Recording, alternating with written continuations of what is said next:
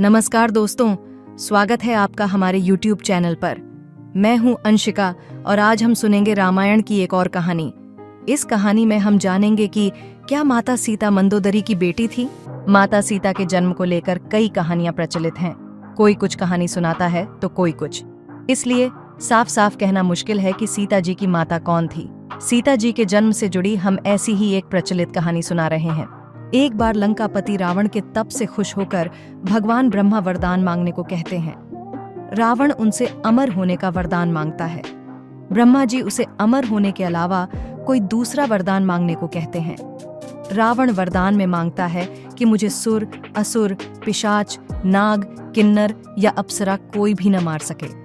रावण मनुष्य द्वारा न मारे जाने के बारे में नहीं बोलता है, क्योंकि वह मनुष्य को तिनके के समान समझता था।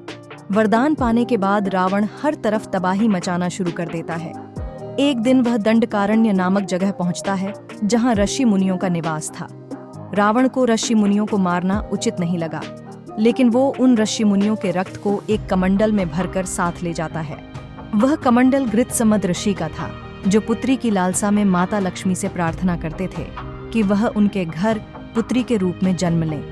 इसके लिए गृत्समद ऋषि रोजाना पूजा पाठ के दौरान पवित्र मंत्र पढ़कर दूध की कुछ बूंदें कमंडल में डाला करते थे, जिसमें रावण रक्त भरकर अपने साथ ले गया था। रावण कमंडल को लंका ले गया और वह पहुंचकर कमंडल अपनी पत्नी मंदोदरी को देकर कहता है, ये विषैले रक्त से भरा है, इसे संभाल कर रखना और किसी को मत देना। कुछ दिन बाद विहार के लिए रावण किसी पर्वत पर चला जाता है। मंदोदरी को इस तरह रावण का जाना अच्छा नहीं लगता है।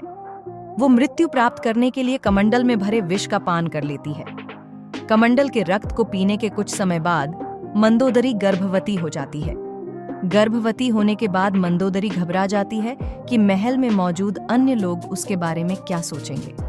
फिर मंदोदरी तीर्थ यात्रा का नाम लेकर कुरुक्षेत्र चली जाती है।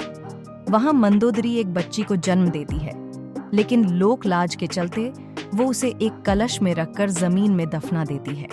कुछ दिनों बाद राजा जनक भी कुरुक्षेत्र जाते हैं। जब वह जमीन में हल चलाते हैं तो उन्हें वहां कलश मिलता है, जिसमें मंदोदरी ने बच्ची को रखा था। बच्ची को कलश से निकालते ही आसमान से फूलों की वर्षा होने लगती है और साथ में आकाशवाणी भी होती है। आकाशवाणी में राजा जनक द्वारा उस कन्या के लालन पालन की बात कही जाती है।